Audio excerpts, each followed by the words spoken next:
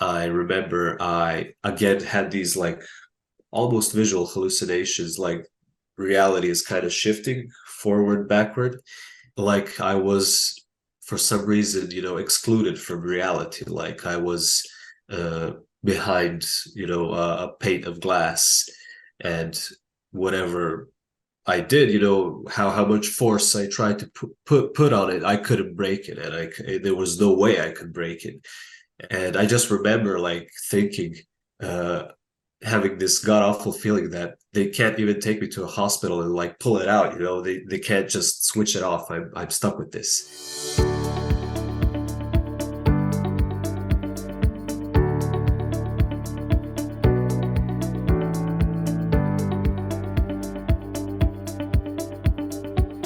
Hey everyone, I'm Sean O'Connor, author of the Depersonalization Manual, and today I'm speaking with Dušan Mihic. Dušan is a psychology student based in Serbia. He's 23 years old, and from the age of 15 to 17, he suffered with chronic depersonalization disorder triggered by a bad experience on ecstasy. Fortunately, he has since made a complete recovery. Dušan wrote to me in an email, quote, "I am still dumbfounded at the fact that DP is not well known to people. It would be much easier for someone experiencing it for the first time to immediately know what they are going through. One of the reasons I'm studying psychology is to try and better explore this phenomenon and let more people know about its existence, as you're doing with your guide and YouTube channel." And Dušan's with us today to talk about his experience with and recovery from depersonalization disorder. Dušan, you're very welcome to the channel. Thanks for being with us today. Thank you for having me, Sean. Thank you. It's a Delighted to pleasure. be here. Yep. Yeah, great to have you on the channel, man. Dušan, can you tell us a little bit about yourself? Sure. So, as you said, you said basically the main things. I'm a student of psychology. I'm 23 years old.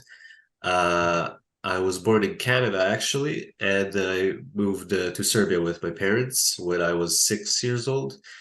And basically, my life consists of studying, playing music with my band right now, currently, recording, traveling a bit throughout Serbia with the band, playing gigs, and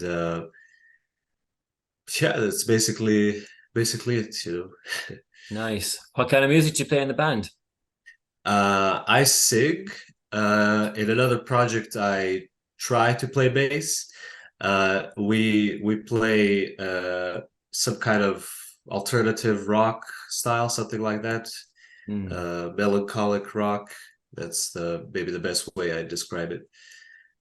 And these other projects that we're having, it's a total mess. It's it's a combination of everything, punk and maybe a bit of Frank Zappa and everything like that. Nice.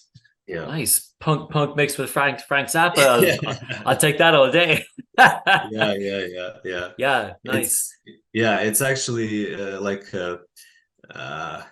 kind of a concept album. Like we're singing about like mental disorders. Like every song is a mental disorder of itself. Hmm. Like uh, there will be a song about DPDR trying to recreate that atmosphere and whatnot. That's really interesting because I did an interview with a therapist working in Australia who's also in a metal band. Uh-huh. And she has written and performed songs about her experience with Oh, DPDR nice. as well, and she finds it to be very cathartic, like, and what a Yeah, great thing yeah. to do with that experience to kind of turn it into art. So that sounds Kind of great. Yeah, I'm looking forward to hearing some of your stuff. normalizing it. Yeah. Exactly. Yeah. What better way to process that experience than to turn it into Share it with art? other people. Yeah. Yeah. So Yeah. speaking of the experience, Dušan, can you tell us a little bit about your experience with DPDR and how did it start for you? Sure. It's so as you said, it started in 2015.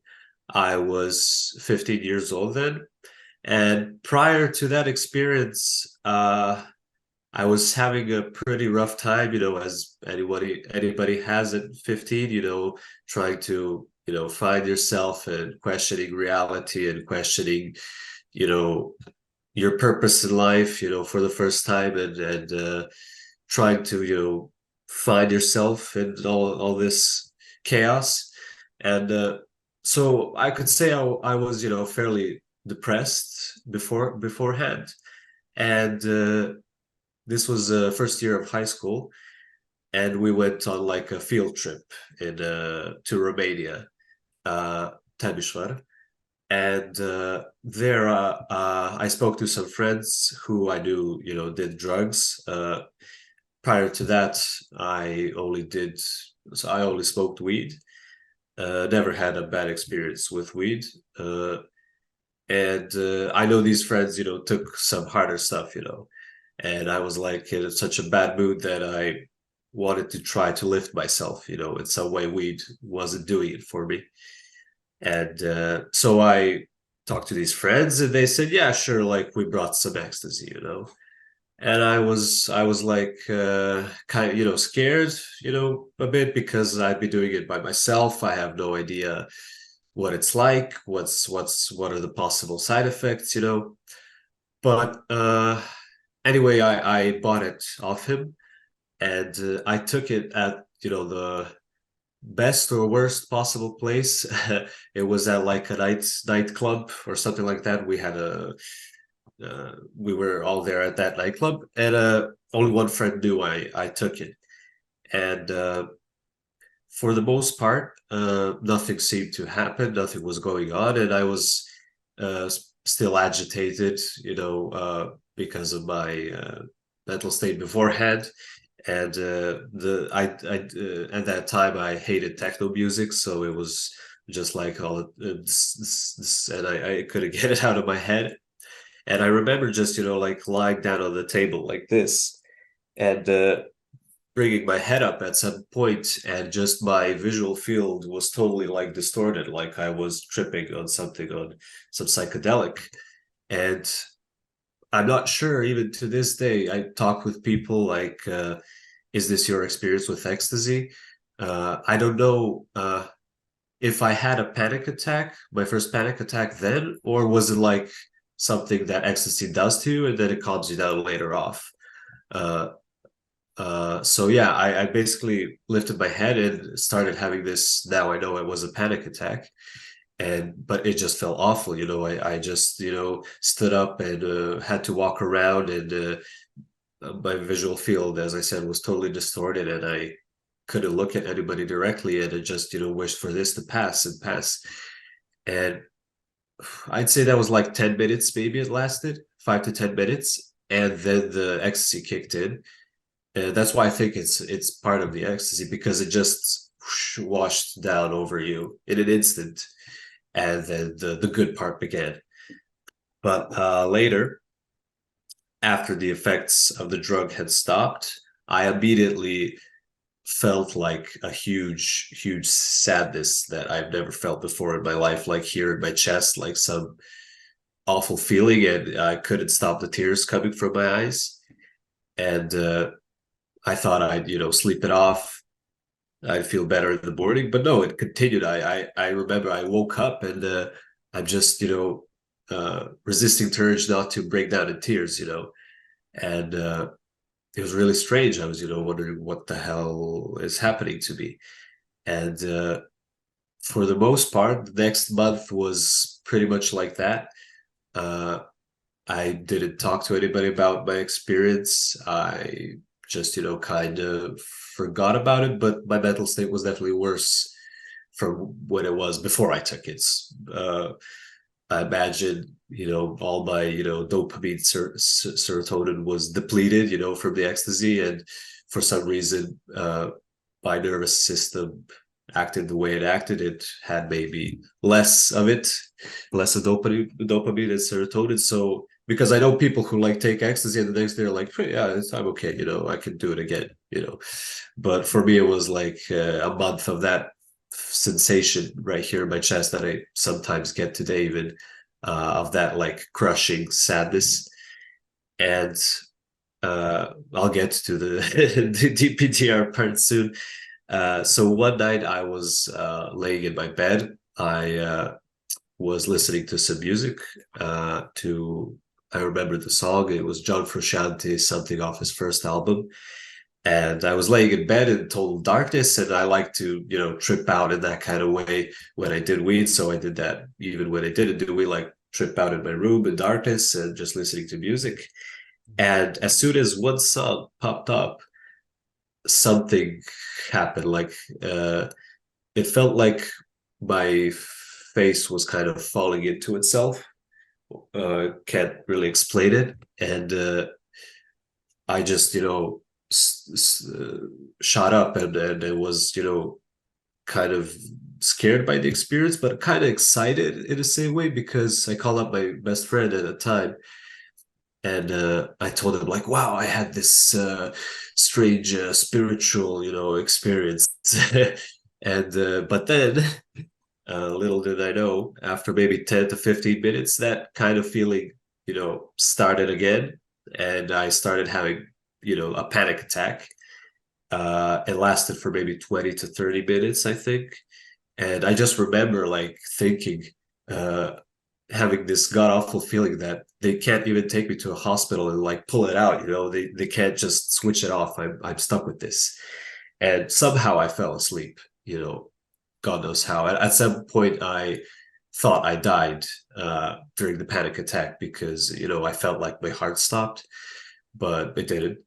Uh, so next morning, went to school and still felt, kind of woozy, kind of weird from the panic attack. Like, uh, something's not right. And in chemistry class, I remember I again had these like almost visual hallucinations, like reality is kind of shifting forward, backward.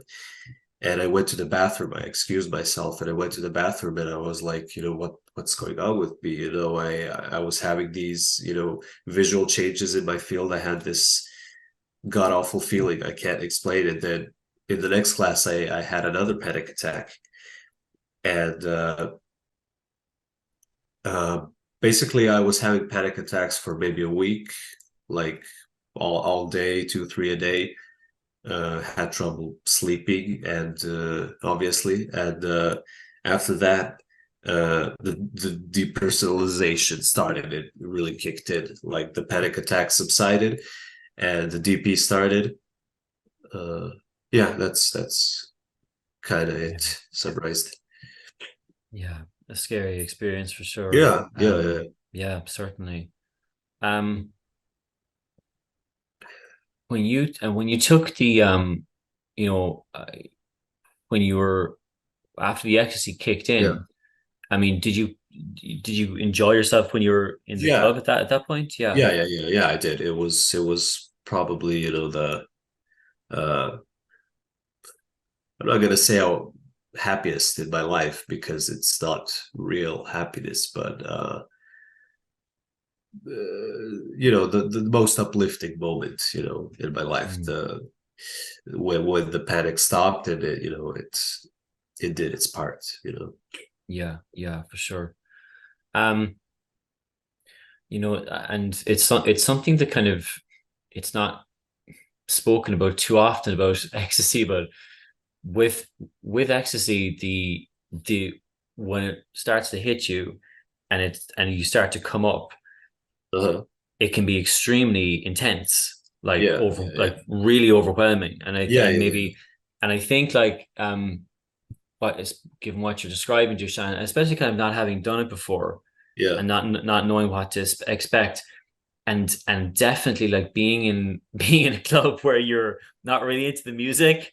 I yeah, mean, that's no fun when you're not on drugs. Like, yeah, yeah, you yeah, know, yeah, um, yeah. Let alone, yeah, yeah, yeah, and then experiencing the come down afterwards, like which, and you're absolutely right. It does. It affects different people in different ways. Like for some yeah, people, they just kind of they shake it off and it doesn't bother them, and then for other people, it can be like an overwhelmingly yeah, kind of down experience, and it sounds like it was that for you.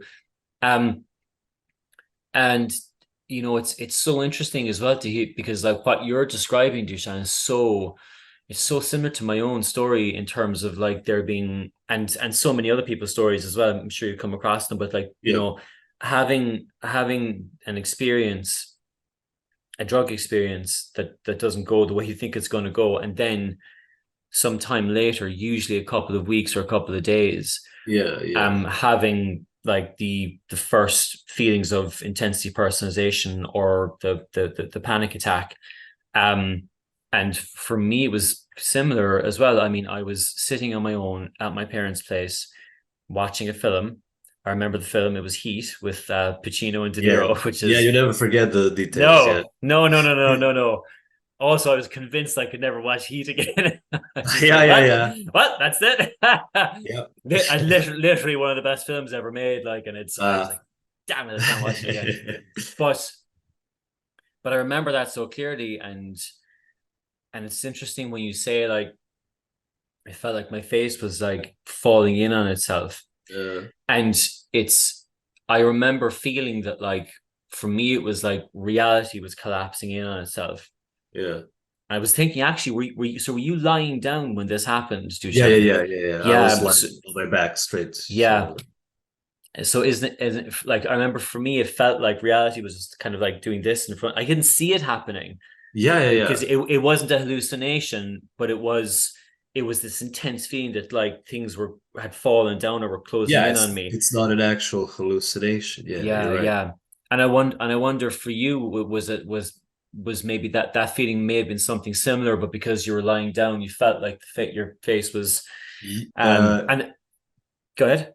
Yeah, yeah, yeah. You just triggered another memory of it. Beforehand, before, yeah, I definitely had like the sensation, like it was like coming all into me, and just moments before that, I just remembered I had also the sensation like I was tiny in my bed.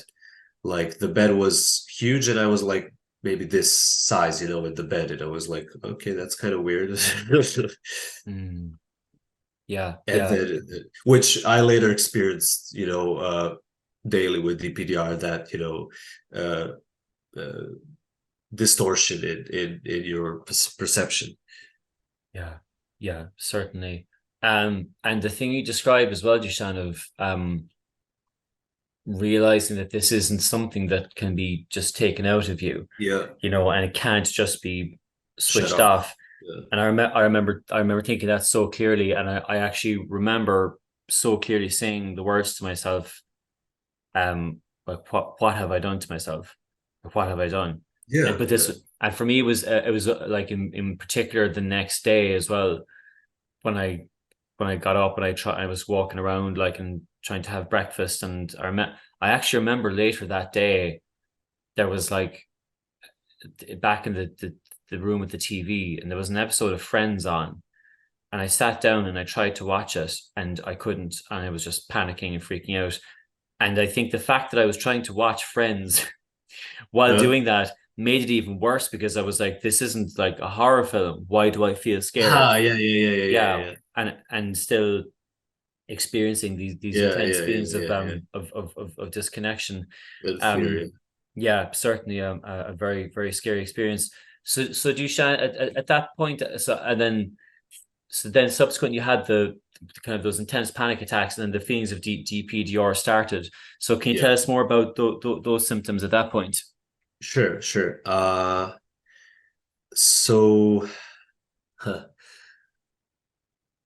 Yeah, it was kind of like I felt like I was waking up. I felt like I unlocked something new in my body. I felt like I unlocked some new state of being, which I kind of did, I guess. But I remember waking up. Every time I woke up, I had a different sensation. Like it was all, negative feelings and like bad feelings. But I remember waking up every single day, and every time it was like a different sensation. And I love ruminating, even even if I don't have DPDR now, I still love to ruminate. And so, and one of the things of DPDR, as you say, is rumination. What keeps the process ongoing, and why we prolong it because of rumination. And that's the thing I did all day. I tried to examine the emotions. I tried to rationalize. I tried to uh, try to fix them, try to make them go away. And I remember uh, literally trying to escape them, like taking my bike, into the city, and maybe if I go this far, it'll, I will, distance myself a bit from the emotions. Uh, but it was really, really uncomfortable, as I say, uh, like I was for some reason, excluded from reality, like I was uh, behind, a pane of glass, and whatever I did, how much force I tried to put on it, I couldn't break it, and there was no way I could break it, and it was just awful. And uh, every little thing, like uh, playing board games or having a conversation on the phone or watching, as you say, Friends or any TV show, I just couldn't do it because it was terrifying, it was horrifying, and I remember thinking, like, I don't want to do the things that I like doing because I'm afraid I'll ruin them by this new feeling. Like, I'm afraid I'll make the connection and it's locked forever and I'll never be able to experience them again. Uh, I remember even then I was, deeply into music and everything. And I remember trying to listen to some music and I just, couldn't feel anything. I couldn't, it was like hearing it coming from from a well that's like 100 meters deep. Like you could hear it, but it's like it's not there. Actually, it's like you're not there. Basically, the music's there. It's there, but you're not there. It's you're like a shadow of yourself. Uh, but it was such a long time ago, and that I can I have difficulty, remembering calling up those feelings, which is a good thing. It's a good thing that there is, hope for, people like us and everybody out there who is currently, suffering. You're gonna wake up one day and spend that day, and then maybe at the end of the day you'll realize, hey, I didn't, think of this, the whole day. It's a moment that will happen in your life, definitely, and when it does, it's a beautiful feeling. um but I just remember, like, that feeling like I can't have fun anymore, like I can't participate in things, I can't listen to music, I can't talk with friends, I don't find it enjoyable. Like, I'm constantly trying to find a solution for this problem, uh trying to examine it, like what it is, what is going on. Like, I felt I was going crazy. I felt like this is something that's uh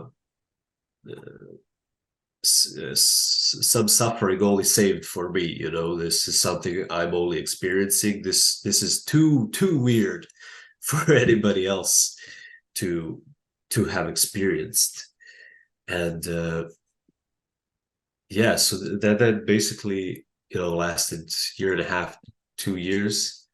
uh not a moment passed that I was like, okay, I I'm calm. It got really bad because the only escape I found was through YouTube. Like, I'd spent days on end just binging YouTube without leaving my room, and uh, it got so bad like that because I was too afraid to face reality, because it was the only thing that would kind of distract my mind. So I'd spend hours and hours and hours on end. Like, I would avoid going to school for a couple of days, pretending to be sick just so I could spend hours on YouTube, uh, trying not to think of it.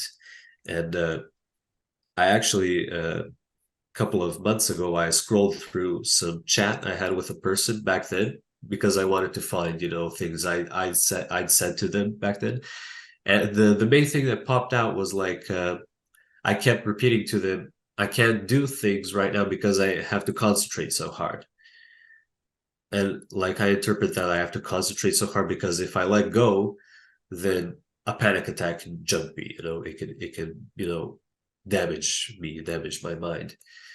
So basically, yeah, I would spend hours on YouTube, and the only way I could fall asleep was maybe 5 or 6 in the morning, when I would completely tire my brain and my whole body. And then when I clicked off YouTube, I would immediately fall asleep.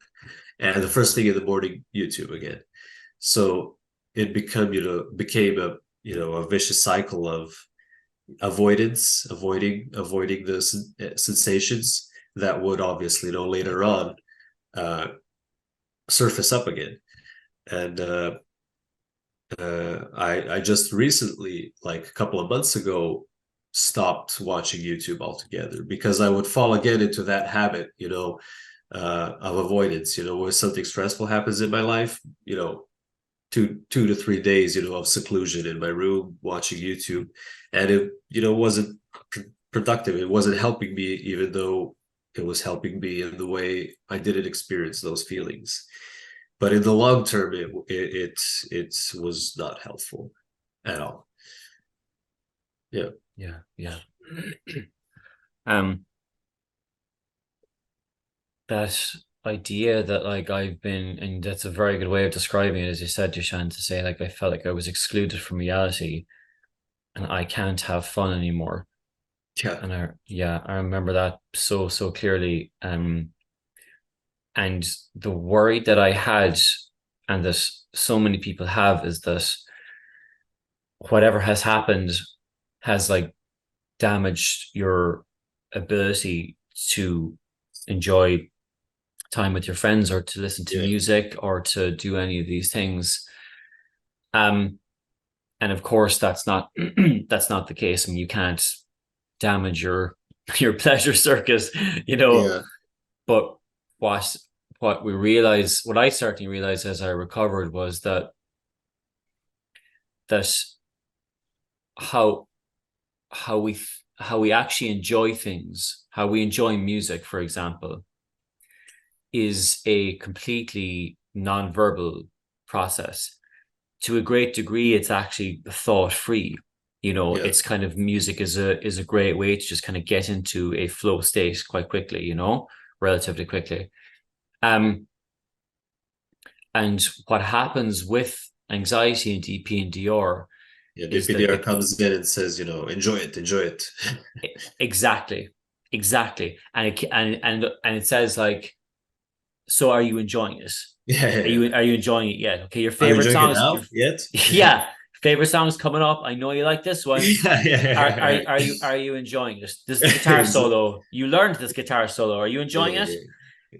And Exactly. and the reason you're not enjoying it is because you keep checking to see if you're enjoying it. Yeah. It's the obsessive questioning of it that prevents you from getting into that nonverbal flow state of just listening to the song. Same thing with conversations. The same thing with the whole idea of like there being like the blank mind, where like, or my inner monologue is damaged. It's like your inner, and I thought that too, but like it's like your inner monologue is not damaged. It's just that your inner monologue happens when you're doing other things. Your inner monologue isn't actually words that you verbalize to yourself. It's happening while you're it's happening while you're listening to the music. It's happening Yeah. while you're playing the guitar. It's all of these things, that these little kind of counterintuitive challenges that we set up for ourselves to try and fix. Like, so we say to ourselves, okay, let me see if I can get through this song and see if I can enjoy it. Am I enjoying it? And it's like, but you've already set yourself up to not enjoy it, because that's not how enjoyment of music works. Yeah. Yeah. When you say that it's difficult to call up those feelings as well, Dušan, like that's again a great way of putting it. And it's the same for me. I mean, like it was back in 2005 for me, and I remember the events very, very clearly. Like I remember everything that happened, but I can't relate to it anymore. Like I can remember a time when I couldn't go to the bathroom because there was a mirror in there, because I was petrified of the mirror. Like I remember I remember like having to leave the TV room because I was terrified of watching an episode of Friends. Now I remember all Do you of watch that. Friends now? Not terrified of it. I'm joking. It's joking. It's joking. I do thoroughly enjoy Friends. I actually Good. read I read Matthew Perry's book recently.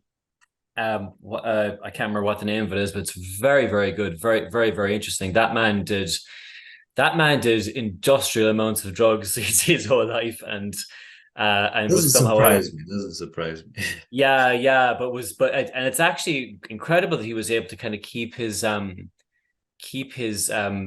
of creative work going and be so kind of like present on the show. But anyways, that's a whole Yeah, yeah. that's a Another, different that's that's a different completely. video. Um, but I remember all of that, but I can't relate to it anymore. And the reason I can't relate to it is not because I'm a different person, or not because like there's been some like massive sea change, or it's all that's different is that now my levels of anxiety are back down to normal.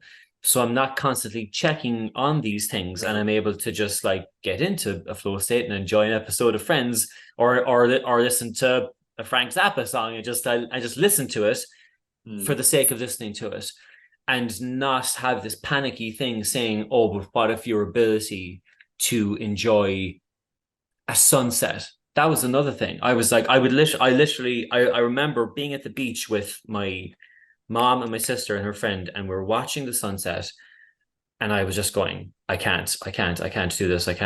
Why can't I enjoy this? This is a sunset. This is like one of the basic human things that we enjoy and Yeah. that have always enjoyed.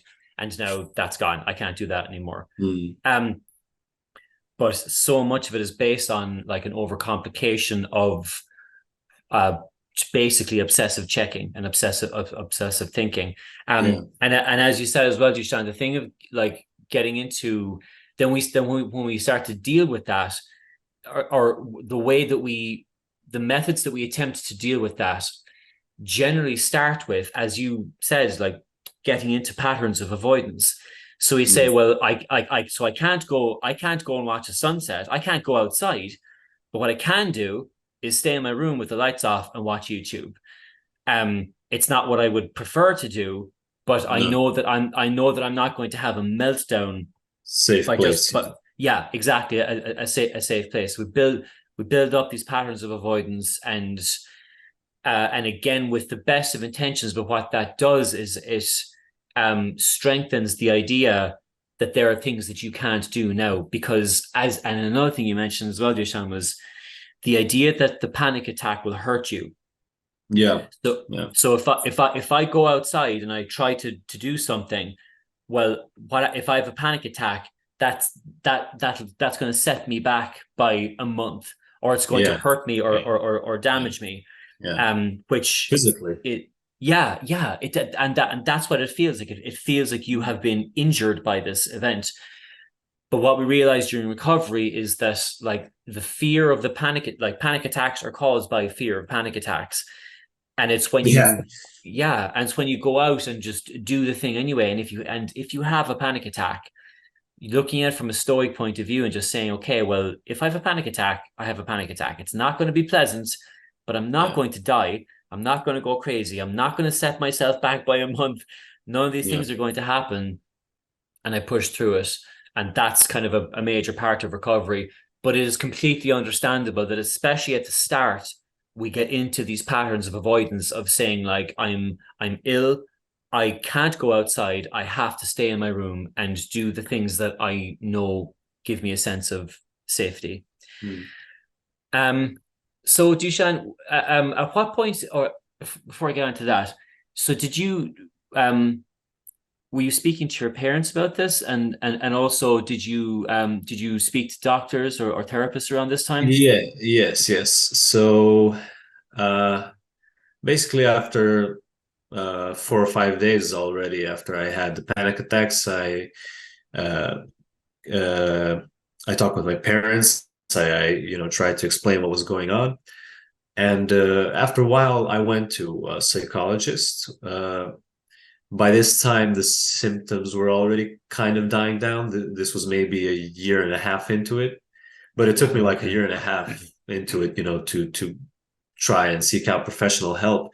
The thing, just a slight digression, the thing that, doesn't give me much hope, and this is nothing against my mother. She's a wonderful person and amazing at her job. She's a clinical psychologist, and she couldn't, see the symptoms of DPDR. I actually don't remember when I first found out a DPDR. That's how long ago it was. But yeah, I went to a psychologist and they told me I was anxious, obviously, and I remember being happy about it because, oh, finally I have a label for this.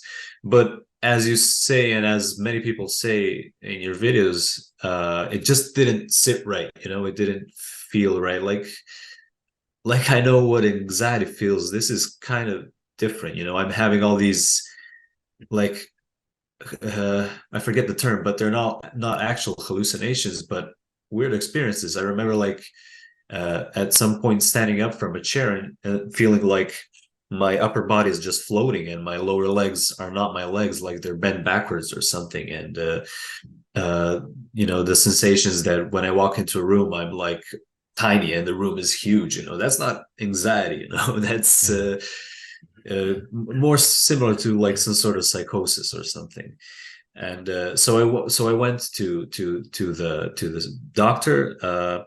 I remember they were wearing black and white striped shirt, which immensely triggered my DPDR because of the lighting or something. And I remember the whole conversation. I was just focused on their shirt and then what was doing to me. And I still even today get triggers from if I see someone in that kind of shirt.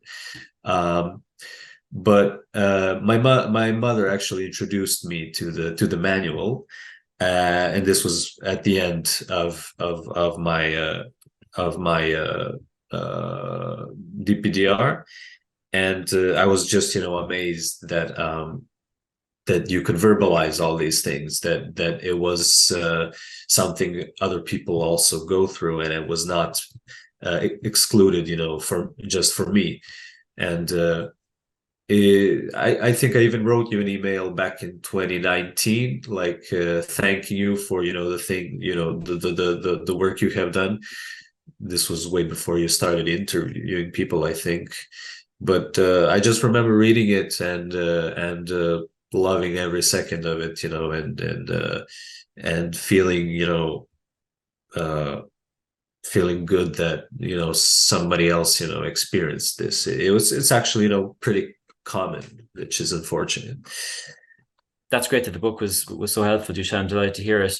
The fact that you didn't seek professional help for a year and a half was, you were presumably speaking to your mother about it at that time, and in your own head, what did you think was going on? Had you kind of found any solution for it yourself, or any way to kind of rationalize that at that time? Well, I think basically why I didn't seek help beforehand was because of my own stubbornness. I felt like first of all, I was afraid to mention any of this to anybody because they would, I think they think I'm going crazy, if I mention all these things, and I was afraid of what people might think. And that's the first thing. And the second thing was that I felt like somehow I created this problem, not on purpose, but it was my fault. Therefore, I am to fix it by myself. And I also felt like I could fix it by myself. I felt like if I thought things enough, if I just put the right words in the right order and the right sentences in the right order, I'd find a solution, and everything would be fixed. And tomorrow, I'd be brand new. I'd be like before.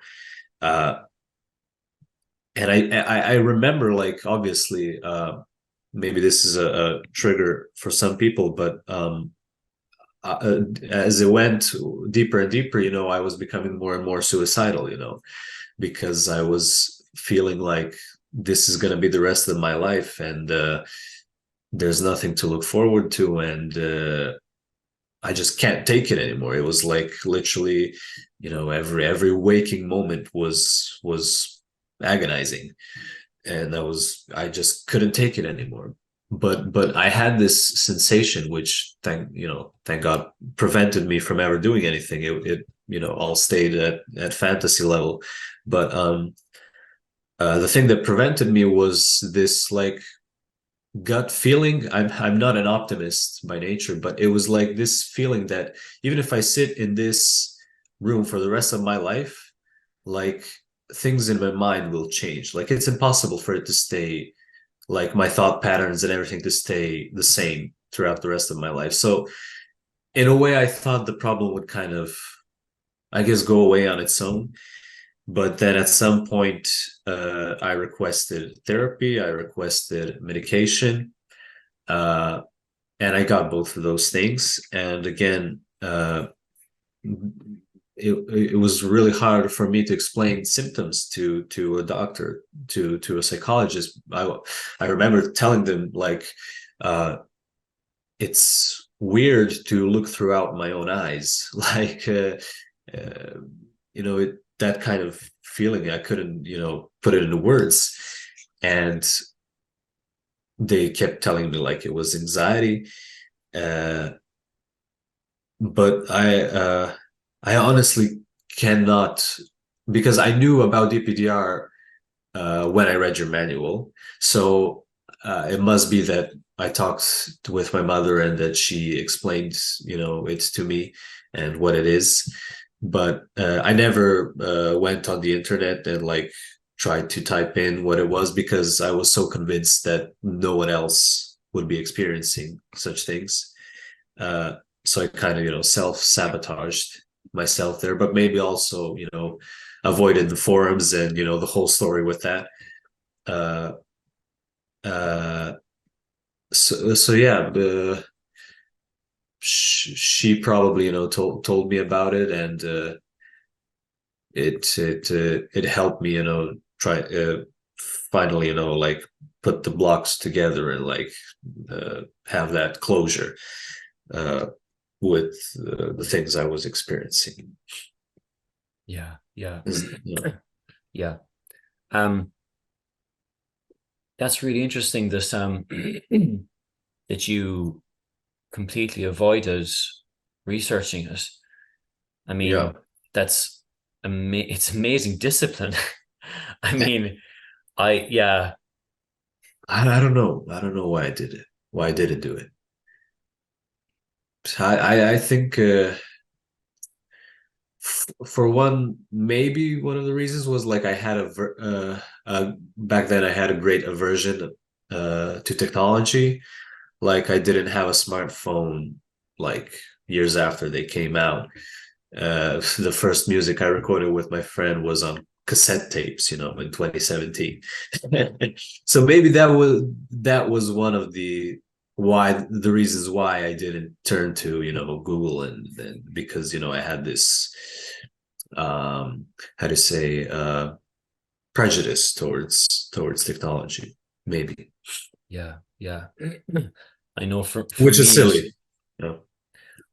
yeah. I mean, I mean, I guess you're like every experience is different, and you can rationalize those decisions. And for me, I know that like when I researched it, this is 2005, so it took me a while to find out what it was, even online. When I did find out what it was, I was initially delighted because I thought, well, here's what this thing is like, before wading through all of the white noise that then surrounds that on the forums. But I do remember that like prior to my finding it, I was absolutely terrified of typing the symptoms into Google Mm.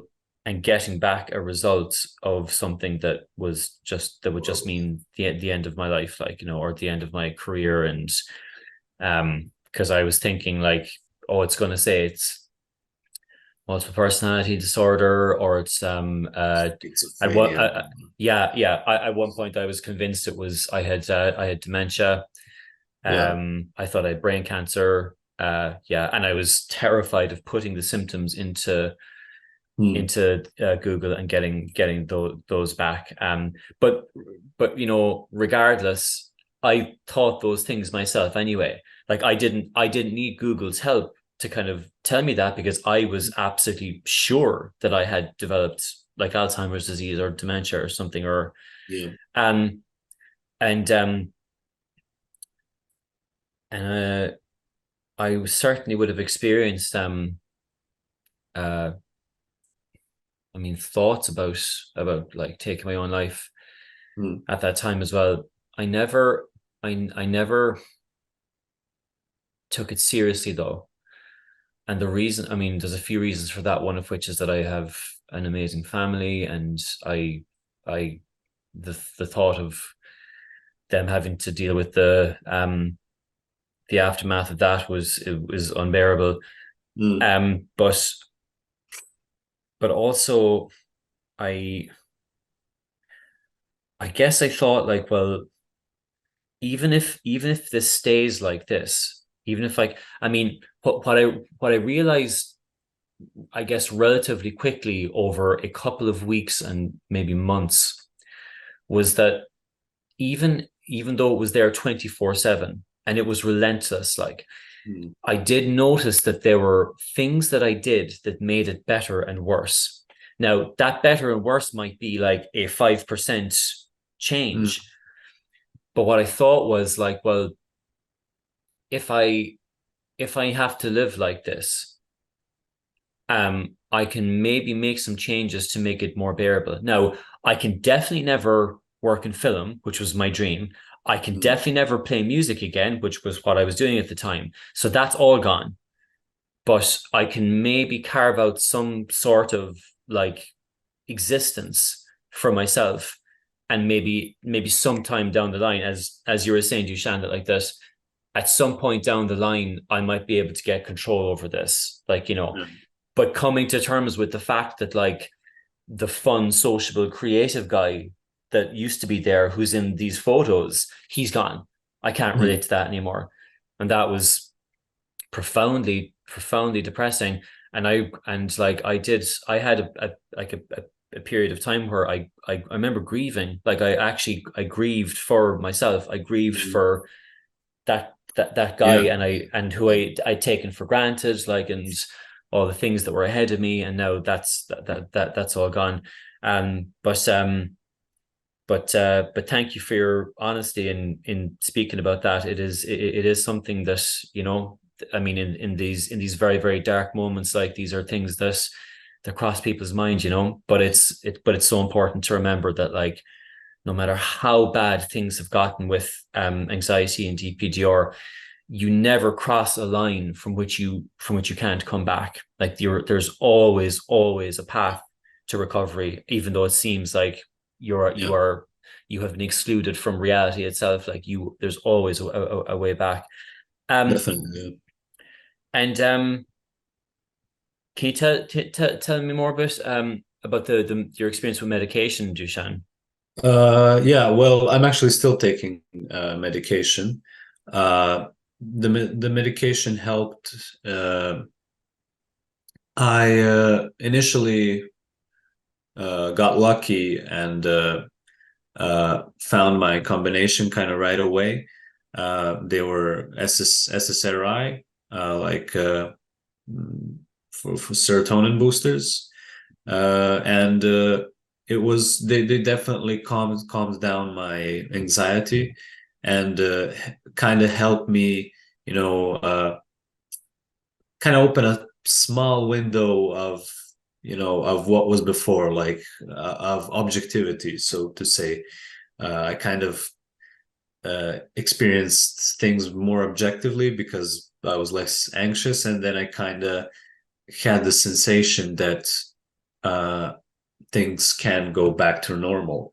And I remember, like, the last month maybe, or because it's not like a switch on and off, but like for the past 2 months, I just remember having the sensation, like the way things are going in my head, like I'm due to be okay, like in the next two months, which was true. It was like kind of forecasted my future. But with medication, it was obviously I went to see a psychiatrist as well.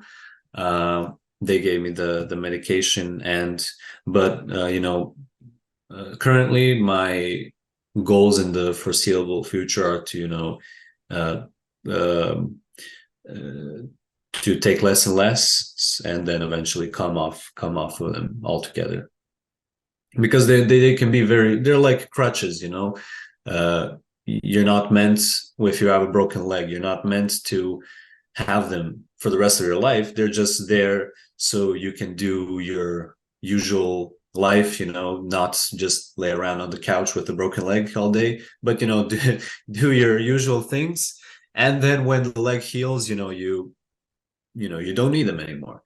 So that's kind of what medication is. It's not a substitute for living or for avoiding. It's like crutches. Yeah, certainly. And I would have, when I was on medication for a while as well, and the mistake that I made was, and I found one that worked for me as well. And first one I tried was the one that worked, but in a way it was almost a hindrance, because I said to myself, well, now I just wait to recover. Now I just, and I didn't change any of my behaviors. I didn't stop researching the condition. I was talking about it all the time. I was still kind of like obsessing about it, even though I felt like marginally less kind of like anxiety and depression, but I was still not doing the behavioral changes necessary to stop those kind of patterns of obsessive thinking and even avoidance behaviors,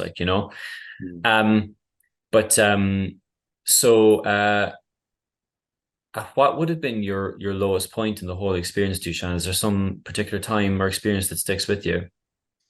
Yeah, I remember like half a year into it. It was my birthday, the 11th of November. And with DPDR, you may question, that some greater power is at play, something, divine is going on, like, because you're trying to explain it, you're trying to rationalize it. And I remember thinking, okay, maybe these things that are going, that are controlling me will, kind of lay back for my birthday, as a birthday present. But no, that didn't happen. And because of my expectations that, tomorrow is going to be all good, it was even worse because of it. And I just remember walking right here, because we're living in a house and outside the city. And when this house was building in 2017, I remember walking here and just, being completely disconnected from reality. I was trying to listen to music again, enjoy it. Maybe if I had played enough times, I'll enjoy it. And it just felt like I lost everything. I lost the ability even to understand what music was. At some point, I remember that. And it just felt, like I couldn't connect with anybody. I couldn't relate to anyone with this experience. And it just felt like I was being sentenced and tortured for something I wasn't aware I did. It felt like a sentence, and that was definitely my lowest point with DPDR. Yeah. It's interesting that and it's something I've heard people say before, is that like days like birthdays are particularly difficult, because whether you do it consciously or not, we do kind of see these things as milestones. And what? Sorry? As like milestones. So there's milestones. Yeah. So in the same way that like we get into the habit, for me, it was like waking up in the morning and then checking to see was the DPDR there, and then if the DPDR was there, which it was because I was checking on it, I would then feel like completely demoralized, Yeah. and then think, well, I've another day of this to go. Yeah.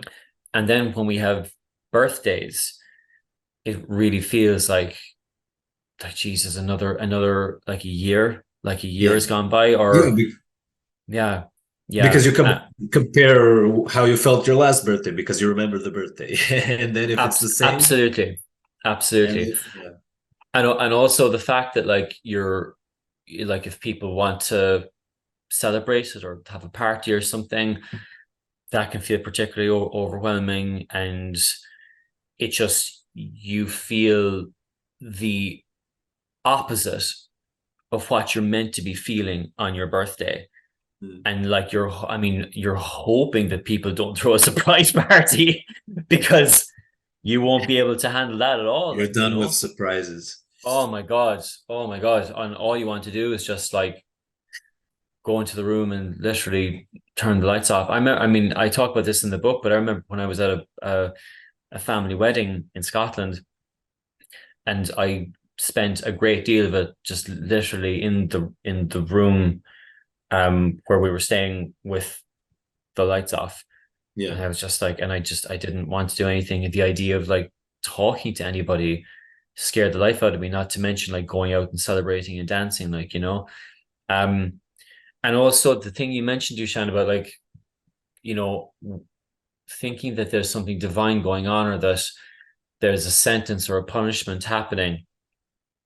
And and it's something I mentioned in the book as well, but it's such a common thing, or people think that there's all the like this is some sort of like enlightenment, or there's some kind of mystical thing at play.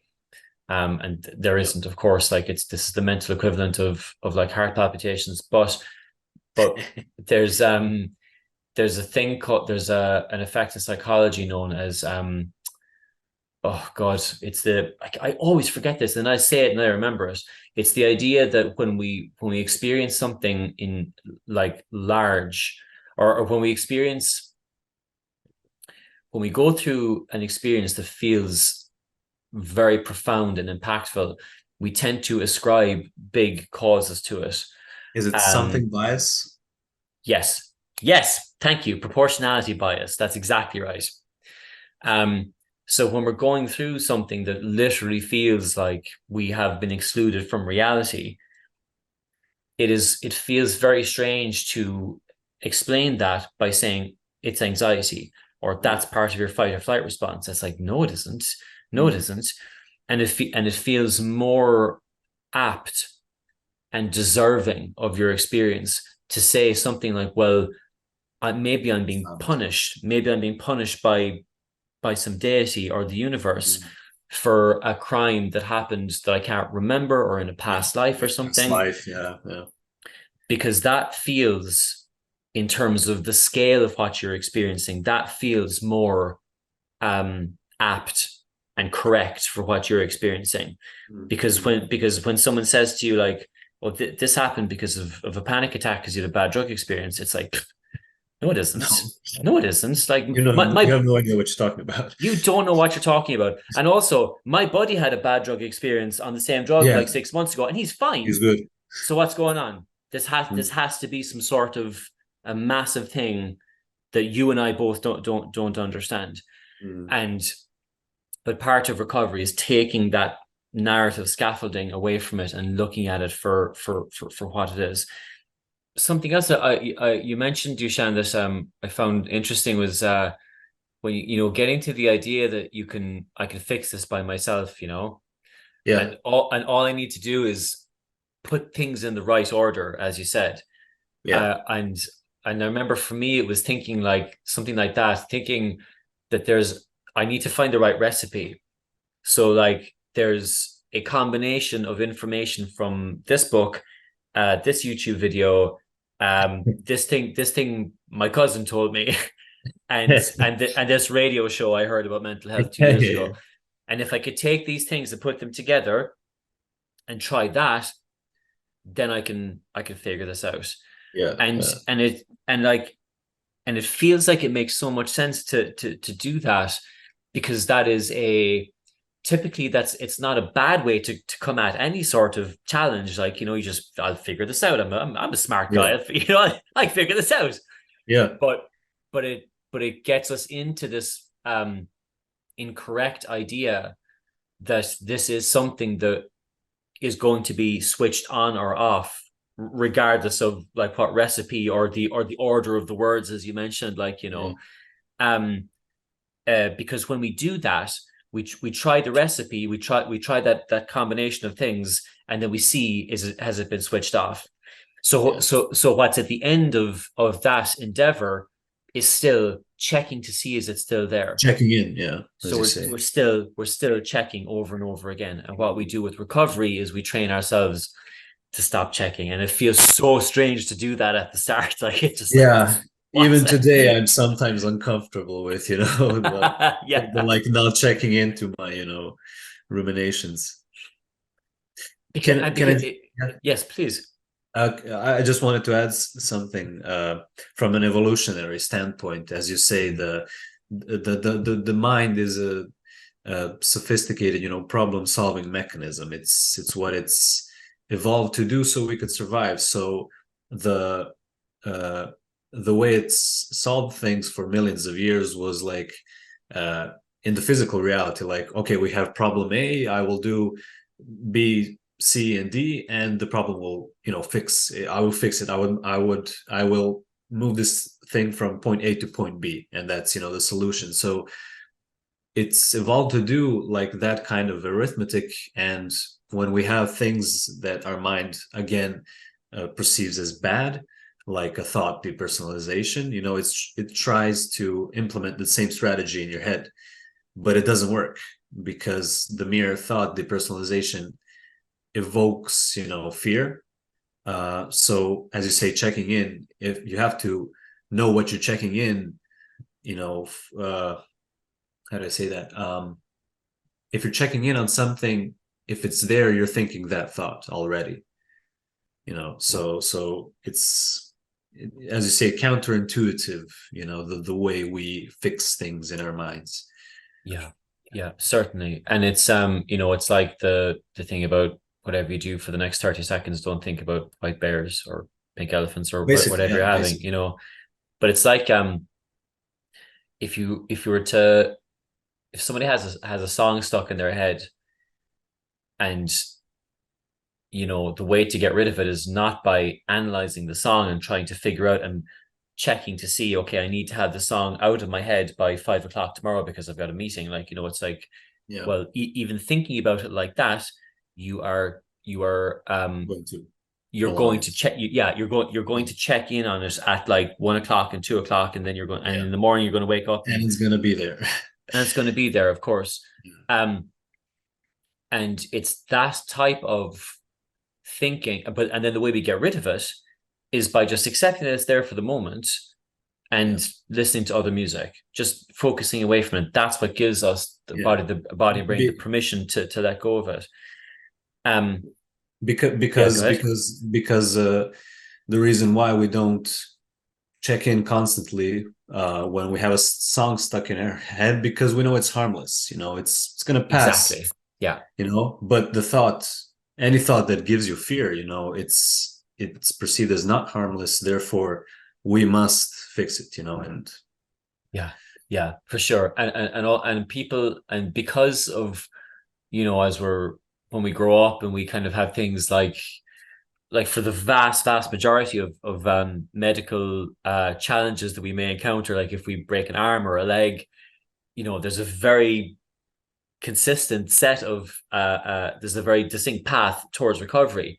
But people will say to you, oh, how is the leg today? Like, you know, it's good. It's, you know, it's better than it was last week. Like, you know, and the checking in on it is actually a good thing because it's reminding you, well, I'm making clear, definite progress. Yeah.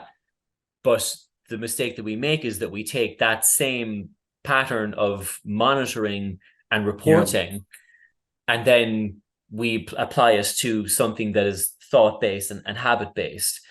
And which inadvertently just keeps the habit going when it doesn't need to be there anymore. And you know, I know we've said this already, but like it can feel it's so counterintuitive. Yeah, yeah, It feels so counterintuitive that when you are having thoughts that feel like a literal emergency, like mm, it feels as important as the house being on fire. mm. Yeah, It's yeah, like yeah, okay, but like I don't feel like I'm cut off from reality. What if I can never recover? Like yeah. that's terrifying when you're in the Terrifying, middle of yeah. it. And then someone says to you, okay, I understand you feel that way. What you're going to do is take your attention and re-engage on something else.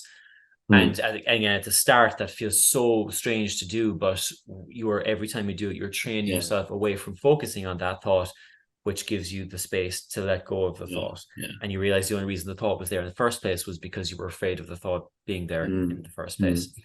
Um, but yeah, I think it's referred to as the imp of the perverse. I think maybe it was I it don't know. I think it was either Dostoevsky or Edgar Allan Poe referred to it like that. But I Like the know checking in, the thing. the idea that when you actively try to get rid of a thought, Hmm. that's what keeps the Yeah, thought yeah, yeah. It going. just amplifies it. Yeah. Yeah.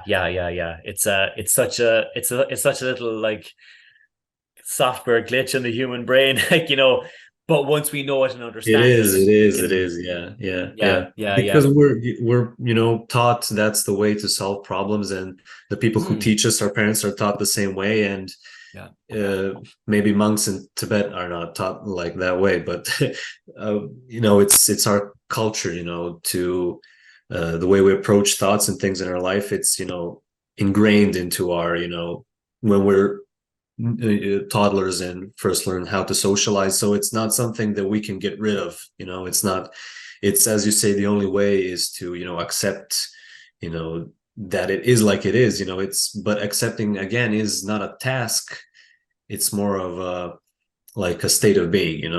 It's more of like it's not hard to accept, but it's tricky. It's, I would say it like that. Yeah, yeah.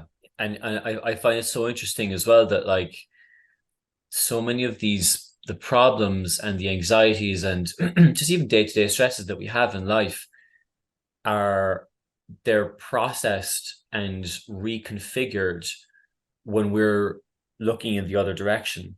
So, for example, if you have, if something is really stressing you out, like just go and sleep on it, like, just don't think about it, sleep on it. And then the next day, you'll feel better about it and you'll just think about it slightly differently.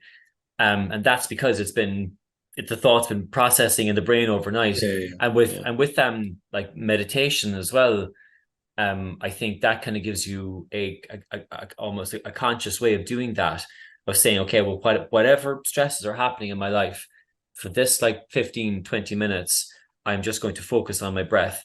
And that space gives you it gives you a better perspective on it because it demonstrates to you, first of all, that you don't have to obsess on a thought or a problem. Mm. And it's not kind of holding you prisoner, but also it kind of your I guess your subconscious kind of processes in the background because when you come back to it, it feels a lot more um uh a lot more like something that you can tackle in a good way. Mm. It feels doable, and it's not like a problem that is set in stone um Yeah. um that you can't fix. Um so Dušan, how did your recovery start and how did that feel? Yeah, well, as I said, mentioned before, I had like a sensation like things are going to get better. Like I had the sensation like I've already experienced everything with this. I went through all the possibilities of what illness I might have. I went all through the new spectrum of emotions I discovered, and I just felt like nothing could surprise me anymore.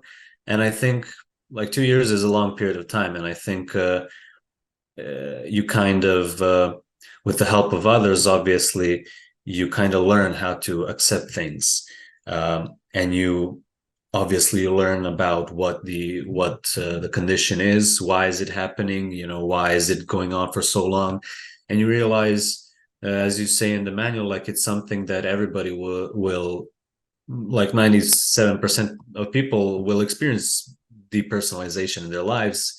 because it's a useful mechanism, a useful tool, but it becomes an issue when it's not perceived as a tool but as a threat.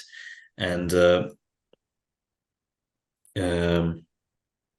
yeah, it's yeah. So the recovery was basically me accepting and realizing what it was, and by realizing, accepting easier.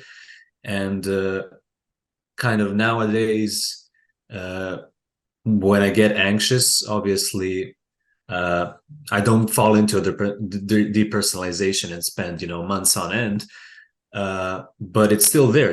I still have those sensations, because I'm anxious, and I know what it is, and I have those similar sensations, but it doesn't bother me at all. I've learned how to live with it, and it fixes itself by me not fixing it. It fixes itself because I just let it. It's there. It's unpleasant, but it stops at some point on its own, basically. So yeah, I've never relapsed into a depersonalization. I maybe spent 2 to 3 days mostly ruminating about stuff.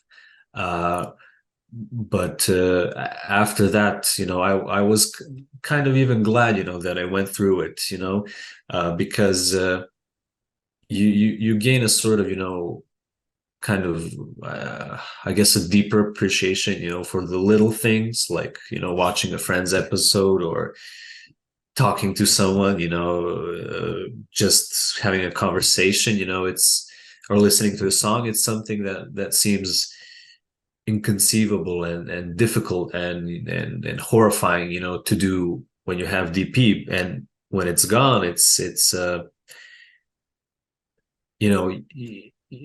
you feel like the sentence is through, and you have gained this appreciation, for things you wouldn't, I imagine, notice, otherwise.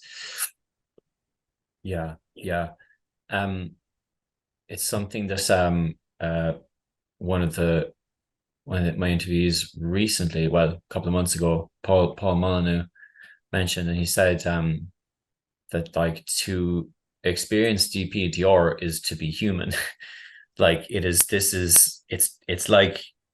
like saying, well, my muscles were a bit tense, like, or my heart was beating more quickly. It's like, yeah, that's everyone's going to experience this from time to time. Like, it's the most common thing in the world,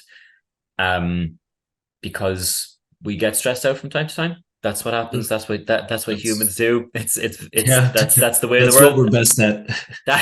Exactly.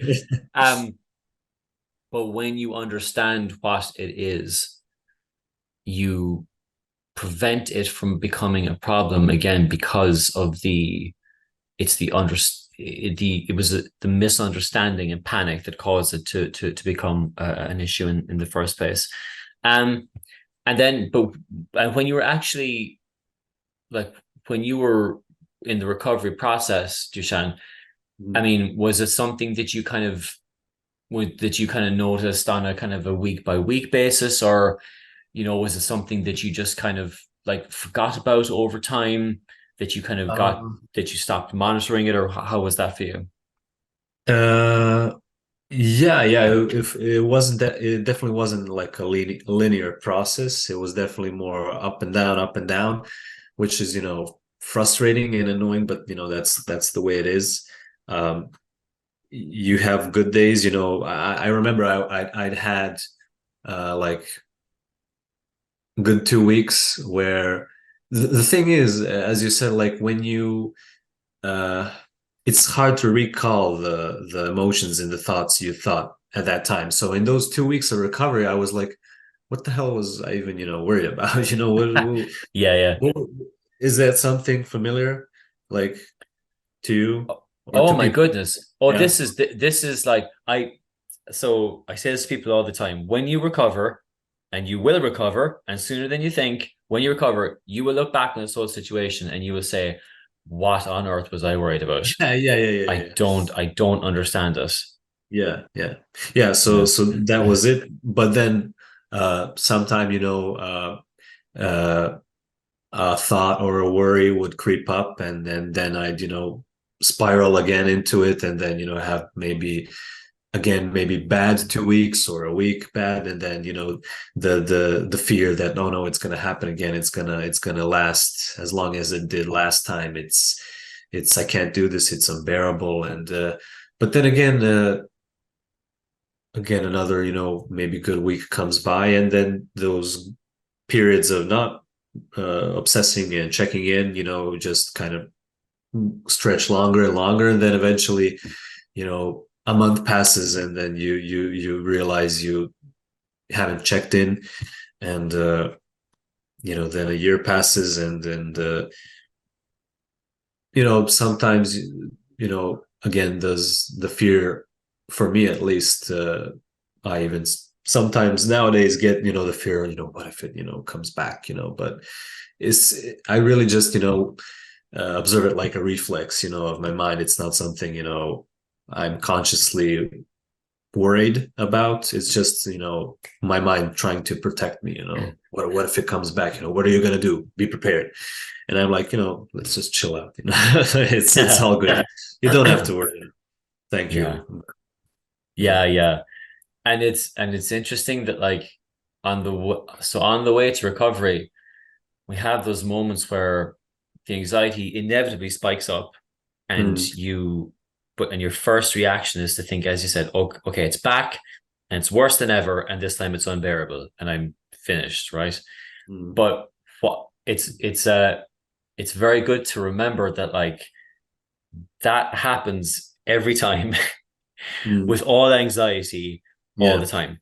Like, nobody ever had a panic attack and said, well, this one isn't as bad as the one last week. I'm actually okay. Like, It's it's it's not. usually it's usually you feel it's worse because you had a period where you didn't have anxiety, and then Oh when it comes yeah, back, it feels more intense. But yeah. exactly. It always feels like the worst one. It always feels like this is the one that I'm not going to come back from. And you're absolutely right. When we start to have, like, extended periods of time when we feel better, then if there's a spike in anxiety, we think, oh Jesus, it's back, and I'm back to square one, and none of which is true. And in fact, if you had just been feeling a level of anxiety all that time, that day wouldn't have felt that bad. But because you've been doing so well, then you focus on the anxiety and you say, oh, it's worse than ever, and I'm back to square one. Yeah, But it's yeah. just kind of being conscious of, like, okay, that's anxiety's job, is to catastrophize. And I'm Mm. going to and it's gonna try and catastrophize every time this happens. But I will just, like, watch that, and I'll re-engage away from it. What can happen sometimes as well is that, um during the recovery process, especially kind of like if there's been, like, a good few months, or basically after people have kind of, like, when they're really making progress, we can sometimes get out of the habit of what we've done to recover. Yes, yes. So it'll be kind of like, 7 or 8 months down the line, like, and life's back to normal, and then you'll kind of, like, maybe have a focus on anxiety, but and think, oh God, I'm it's happening. I'm back to square one, and again, none of that's happening. And the reason that you're having those thoughts is because you've been doing so well. It's because you've had, like, 6 months of recovery, and you've just gotten out of the habit of saying, okay, no, that's anxiety. I know what to do. I focus away from it. But again, each one of these little spikes in anxiety on the path to recovery, which are perfectly normal, Mm. they're not obstacles, they're opportunities for us to say, okay, I'm going to take that and I'm going to focus away from it, and put that under my belt. Yeah. And each one of these builds up your strength and builds up your awareness, and also you're moving further and further away from what happened in the first place, which was a profound misunderstanding of the anxiety when it happened.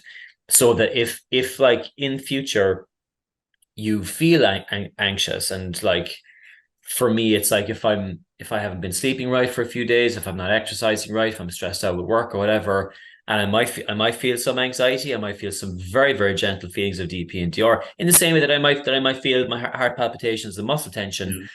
That's that I spot that happening and I say, wow, okay, I need to switch to decaf for a few days. I need to go to bed early tonight. I need to go exercise, meditate, or whatever.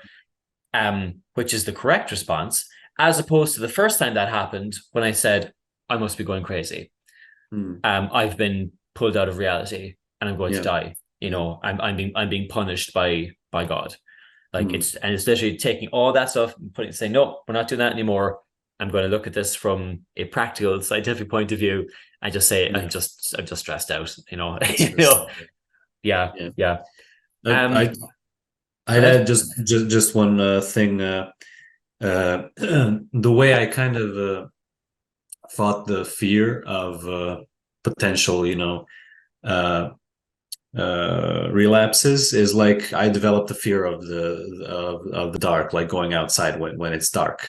And what I would do when I gained enough willpower was like, I'm gonna go outside when it's dark on purpose, and see what happens. Let's conduct a little experiment and just kind of observe and see what happens. And doing like on purpose, doing the opposite thing your brain would suggest, because for so long my brain suggested things that in the long run didn't work out. So I was like, okay, I'm gonna go, do the opposite. Like, if you're socially anxious, like your brain tells you don't go talk to those people, try and go actually talk to those people.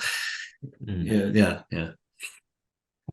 Oh, so good. There was a period of time where I remember thinking to myself, I need to like, I'm going to like bulldoze anxiety out of existence. I remember because I remember like being 25 years old, like and socializing, and I remember I was trying to talk to girls in bars and stuff, and like when you're trying to chat up a girl, like DPDR is like the least of your problems. You're just like, well, I Yeah. need to go and talk to these group of girls and Yeah. entertain them, Yeah. and Yeah. but what better way to just like take that take these all that attention that you've been paying to something that is just kind of a waste of time, like, and then saying, okay, now I'm going to put this onto things that I enjoy and that are fun and that are challenging, and being better socially, all that stuff, um and just kind of just like pushing your way through it. I mean, another thing for me, for example, was like I was absolutely terrified of like driving my car again, or kind of like getting on a flight. That was another major one. Yeah. And I just made myself do it, but I didn't like get into the car and do like a four day road trip. Yeah. I Yeah. Step by Yeah, step. but yeah, step by step. But I made sure that every day or every other day I push it a little bit further. So I would get into the car and I drive for 20 minutes. And then the next time I drive for a half an hour. And each time I got into the car, I'd like put on a podcast or I put on music and I just sing along to it. But every time I was pushing just a little bit further, and Yeah. each Yeah. time demonstrating to my brain that like the anxiety that I felt before getting into the car, we don't need it. We don't need Mm. that anymore, you know? But the way that we do that is by actually Yeah. physically demonstrating it, Yeah. Yeah. not Yeah. not by getting into arguments with the anxiety about why it shouldn't be there, you know? That's well said. Yeah. Yeah. Couldn't said it better. Yeah. Yeah, yeah. Um, so now that you've recovered, Dušan, and so, oh yeah, I meant to say as well, at what point did you start studying psychology, and So did you, yeah, and did your experience kind of feed into that decision, or was that something that you'd always wanted to do? it definitely was one of the like the major turn points in my decision. Like as I said, my mother is a clinical psychologist, so she kind of influenced me in that sense. She opened that world up to me, but it was definitely a decision greatly based on my experience. Like I wanted to, study the, brain more, and study the things that can go wrong with the brain and why they go wrong, and how to prevent them or how to treat them, and just in general, minimize unnecessary, suffering, because that's what I believe DPDR is, unnecessary suffering. As you said, a waste of time, because if you have the, had the right information at the very beginning, it wouldn't magically go away, but the period of which it's present would definitely be diminished. So yeah, I'm finishing my undergraduate studies right now. I have 3 more exams to finish. Actually have an exam in 3 days, so hope that goes good. And afterwards, I'll see, if I continue my master's studies, or if I, try to look for a job right away. But it's definitely, I definitely just, want to help, people who are, in pain and suffering, that because of some, as you said, glitch in our minds. And I really wish, to try to educate people more on this subject, and to try to try to make it more known, the condition. So yeah, that's it. Yeah. So so do you see yourself maybe like working in, like focusing particularly on anxiety-based conditions, or kind of maybe exploring the kind of the mechanics behind DPDR, or I prefer working with, people with anxiety-based conditions. It's more familiar to me than people like maybe who have uh, uh, who have it's not the word, stronger mental illnesses. What's the word that's more serious? I don't want to say more serious. not serious, but Like organic brain conditions and things. yeah, yes. Yeah. I don't see myself working with those people, but like anxiety-based conditions, like, general anxiety disorder, obsessive compulsive, DPDR,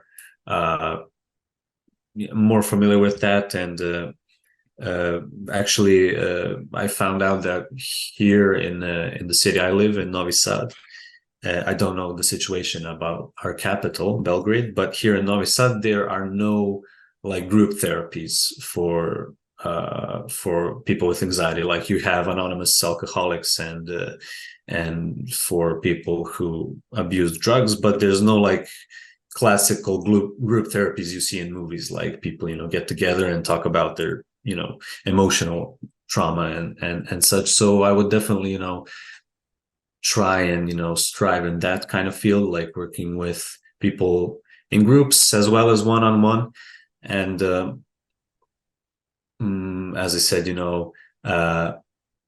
also definitely, researching the DPDR more, trying to, I think you've done a great job, explaining it to the everyday person, and I think, that's a great job you've done. And I like to, continue in that kind of way, to, see, for example, why, what was the bias you said it called? No, not the bias. There's proportionality bias. Yeah, like, why do you think, there's some divine intervention? What's Right. the, things like that. And definitely the organic stuff that comes with it.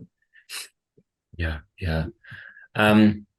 And so Dušan, how was the DP manual helpful in your recovery?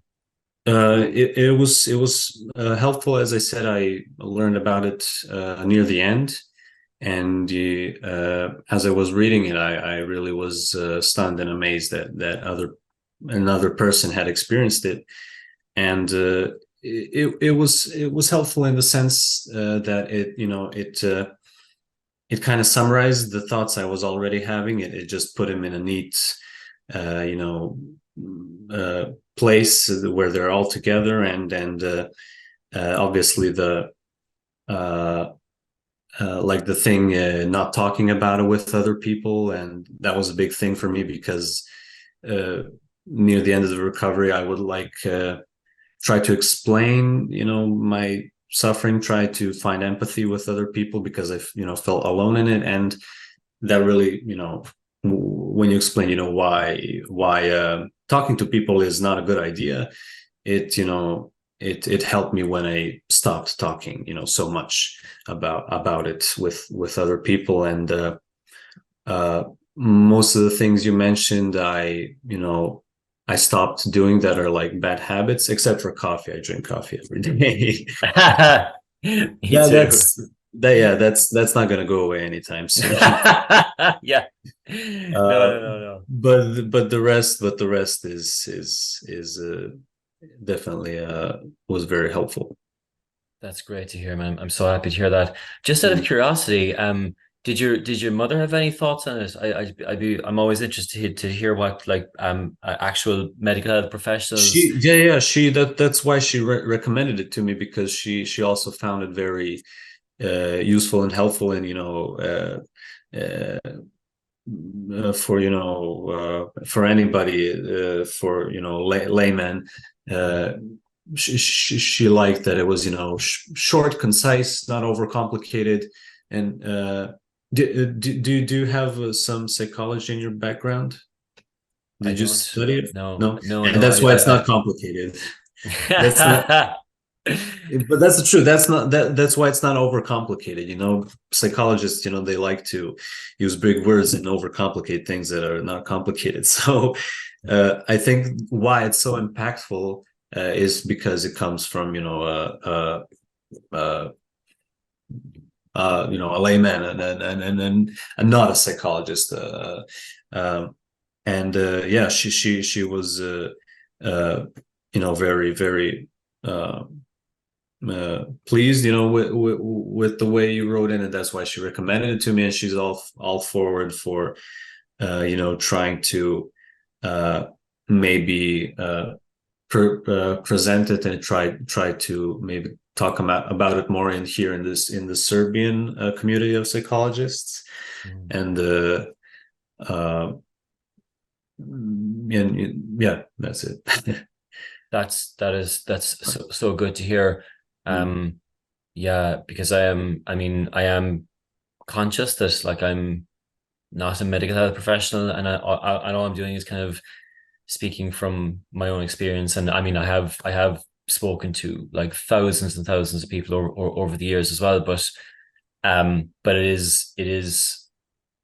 it makes me happy to hear that like this medical health professionals are like reading it and saying, okay, this makes sense, like, you know, and if this can communicate a message to people who are struggling with this condition, then that's fantastic. So I'm very, very happy to hear this, that she liked it, and you as well. I mean, like going Yeah. forward with your work in psychology.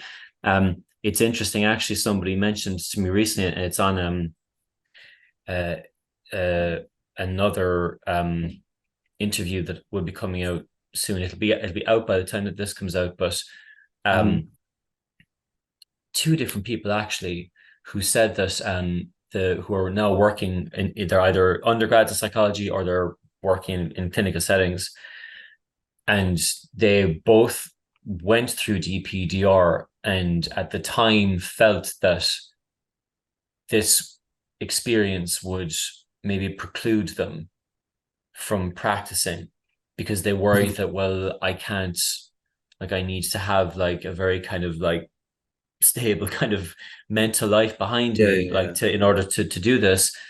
But after they recovered, they thought, well, this is amazing, because if people come to me into my clinic, like with, and not just with DP and DR, but like with anxiety, which is like the most common thing in the world, I Mm. will be able to speak to them from a perspective of experience.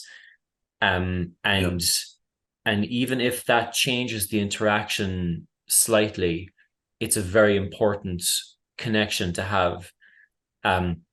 Because I think if you're speaking to somebody who has gone through it, and they're telling you that you can get through it, that takes so much of the power away from the anxiety, and it's a fantastic, it definitely gives you a unique perspective and experience in your career going forward. So Dušan, now that so this is something people ask me all the time. Is after recovery, do you really get back to normal? Is getting back to normal, really getting back to normal. Yes, it is. As we've seen, so far people use it to their strengths. They as you mentioned, the girl who sings about it, creates music about it, and me as well, with my friends, with my friend who also sometimes experiences it, want to, make songs about, albums. I actually had, I don't know if you can see it here, tattoo, and it's basically like every one of these shapes is like maybe a panic attack or something like that, or anxiety, and the way I see it when I hear those words. And so these, I don't know if you can see it, these three rectangles here, they represent depersonalization. That's what I see when I think about it. So it's, I put a reminder, on myself that, it's not something to push away. It's, it's there and it's there. So yeah, when you push through it, and you will push through it, and when you recover, and you will, life goes back to normal, and you can enjoy the things you enjoyed before, and you can do the things that seemed impossible at one time, and you'll come out with a greater appreciation for life that some people fortunately or unfortunately will never have in their lives.